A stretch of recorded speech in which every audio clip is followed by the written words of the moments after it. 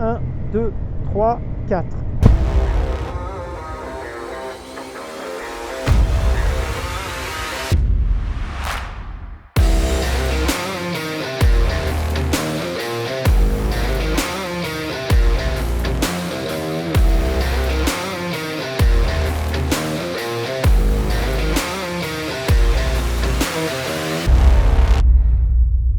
Bienvenue pour cette revue de la Zontes 310R1 qui est avant tout une évolution esthétique de la 310R. Alors sur ce type de machine, pour moi, la vraie question reste, quand on cherche un Roadster en A2, qu'est-ce qui fait qu'on achèterait cette moto? C'est vrai quoi, quand on regarde son prix, 5190 €, sa puissance limitée, et puis le fait que ce soit une marque chinoise, on peut se dire, pourquoi pas prendre autre chose quoi? Par exemple, on aurait la Zontes 310R2 qui est moins chère et puis tout aussi bien équipée. On a aussi la BMW R310 et bien qu'elle soit assemblée en Inde, ça reste une BM, ou encore une Vosges 300R ou la Vosges 300 AC, et puis pourquoi pas la 300 ACX. C'est un petit peu moins puissant, mais ça a une super gueule. Et puis si on monte juste un tantinet dans les cylindrés, pourquoi pas la Zontes 350 GK que je trouve magnifique d'ailleurs, ou encore les Royal Enfield Hunter 350 et la Meteor 350.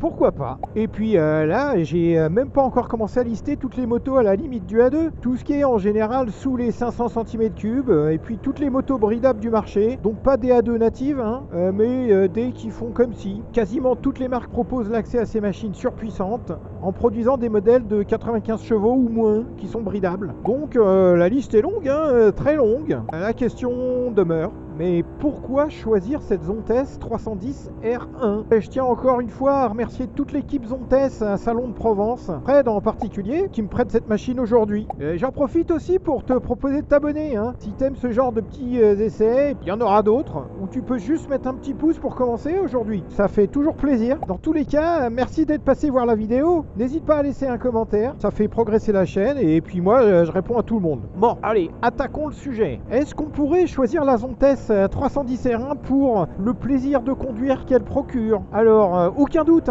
cette moto est un régal à conduire. Moi, je me régale. Elle est facile à enfourcher avec sa selle à 795 mm. Et la position de conduite, bien qu'on soit en attaque, bien qu'elle soit typée Roadster, ne donne pas mal au dos au bout de 5 minutes. Donc, c'est assez confortable. Sa boîte 6 est précise. Et puis, tant mieux, on est sur une cylindrée où il ne faut pas s'attendre à un couple fantastique à bas régime. Donc, quand on a 30 Nm de couple dans les 8000 tours à peu près, on tricote pas mal pour être toujours au-dessus des 4500 tours et avoir toujours un petit peu de reprise. Mais bon, avec un poids de tout juste 145 kg, son petit moteur de 312 cm3 est joueur.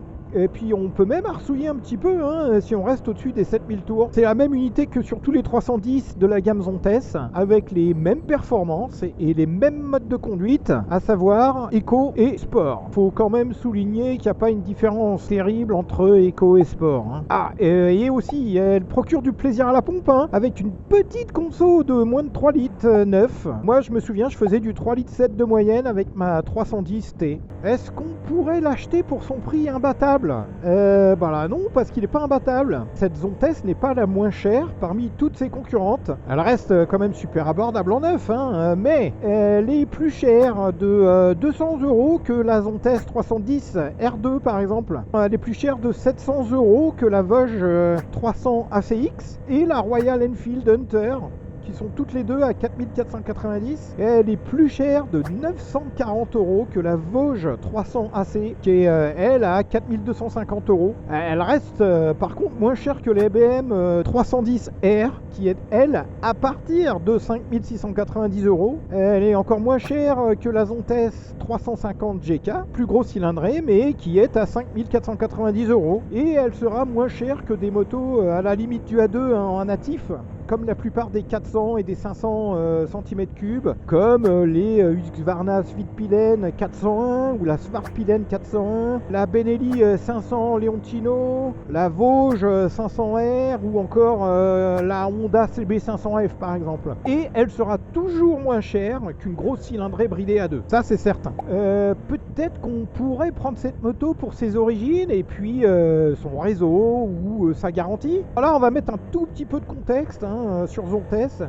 Zontes, c'est la marque moto de la société chinoise Guangdong Taiyou Motorcycle Technology, qui a été fondée en 2003. Donc déjà une vingtaine d'années, et qui produit des motos, des scooters, des véhicules électriques. Zontes communique beaucoup sur leur recherche permanente d'innovation et ils détiennent un bon nombre de brevets technologiques qu'ils mettent en place dans leurs usines. Et ils ont des chaînes de production récentes et super automatisées. Le marché principal de Zontes, c'est bien évidemment c'est la Chine. Mais Zontes a commencé à vendre ses motos en Europe et en France en 2019 avec ce moteur de 312 cm3 décliné en routière, roadster, trail et vintage cruiser.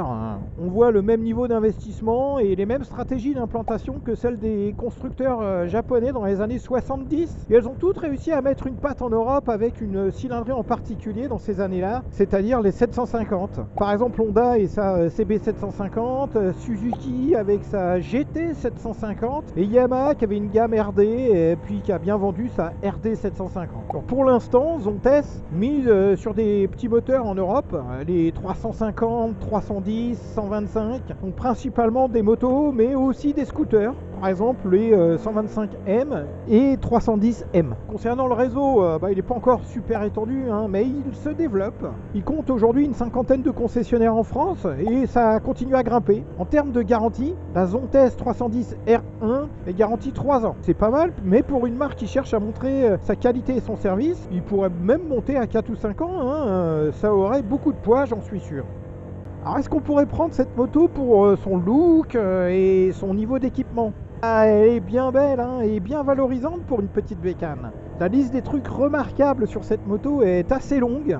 On va parler du look d'abord et puis des équipements. On est sur une moto qui est joliment carénée. Il faut aimer le style manga, mais moi je trouve les Zontes en général très à mon goût. D'ailleurs, moi quand j'ai demandé à une intelligence artificielle qui s'appelle Midjourney de me faire une image de la plus belle moto roadster de tous les temps, elle m'a fait un truc qui m'a fait penser à la Zontes 310R.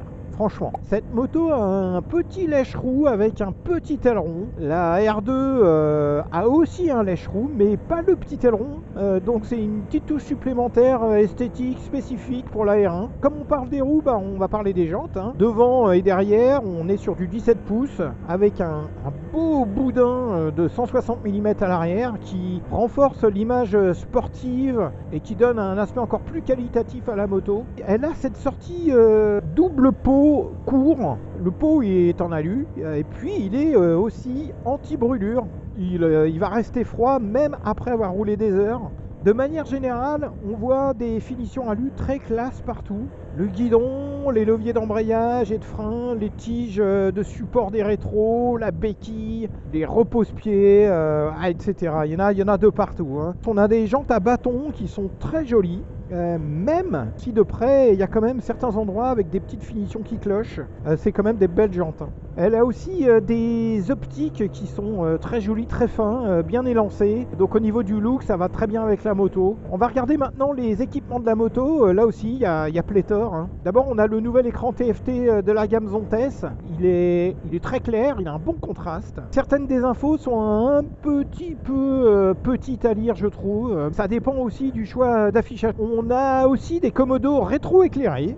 Je trouve ça, d'abord, c'est joli.